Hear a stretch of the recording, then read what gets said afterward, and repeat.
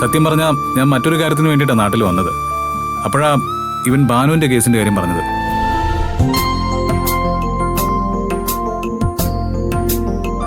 എന്നാ പിന്നെ അതെന്താണെന്ന് നോക്കാന്ന് കരുതി.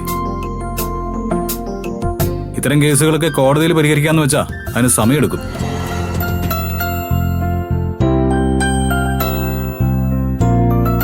അതിന് പോകാതെ നമ്മൾ തന്നെ ഒരു സൊല്യൂഷൻ കണ്ടെത്തി എത്രയും പെട്ടെന്ന് ആർക്കും ഒരു ബുദ്ധിമുട്ടും ഉണ്ടാകാതെ അതങ്ങ് പരിഹരിക്കണം.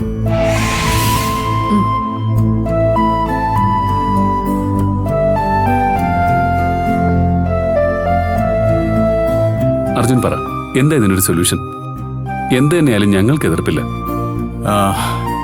ഇവിടെ ഇപ്പോ ഭാനുവും ജയേഷും സുഹൃത്തുക്കളാണ്. ഇവർക്കിടയിൽ ഉണ്ടായ പ്രശ്നങ്ങൾക്ക് രണ്ടുപേർക്കും ഉത്തരവാദിത്വമുണ്ട്. ആ ഉത്തരവാദിത്വത്തിൽ നിന്ന് ഇവർ രണ്ടുപേരും ഒഴിഞ്ഞു മാറുന്നുമില്ല.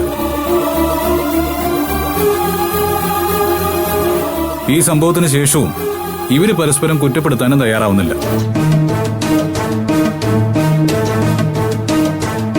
ഭാനു ജയേഷിനെ ഒരു നല്ല ഫ്രണ്ടായിട്ടാണ് കരുതിയിട്ടുള്ളത്.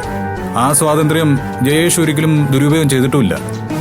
ഭാനുവിനോട് അയാൾ അതിന് വിട്ട് എന്തെങ്കിലും പെരുമാറിയിട്ടുണ്ടോ? ഇല്ല. ഇല്ലല്ലേ? അപ്പൊ ജയേഷിന്റെ മനസ്സിൽ ഭാനുവിനോട് ഒരു അടുപ്പമുണ്ടെന്നുള്ളത് സത്യമല്ലേ? അല്ലേ?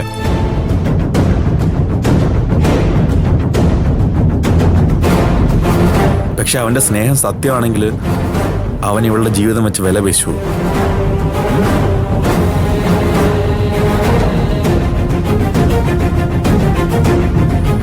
അവൻ അടുപ്പം കാണിക്കുന്നത് ഭാനുവിന് കിട്ടാൻ പോകുന്ന സ്വത്തിനെ കുറിച്ച് ഓർത്തിട്ടാണ്. ഇതെല്ലാം കരുതിക്കുട്ടി ആ മോഹനും അവന്റെ അച്ഛമ്മയും കൂടെ ചേർന്ന് കളിക്കുന്ന നാടകമാണ്. ജയേഷിന്റെ അച്ഛനും അച്ഛമ്മയും ഒക്കെ ഇതിൽ ഇടപെട്ടിട്ടുണ്ടാവാം. അവർക്ക് ലഭിക്കുമെന്ന് കരുതിയ സ്വത്ത് കൈവിട്ടു പോകുമെന്ന് മനസ്സിലാക്കിയപ്പോ അവരൊരു കളി കളിച്ചു നോക്കിയതാ.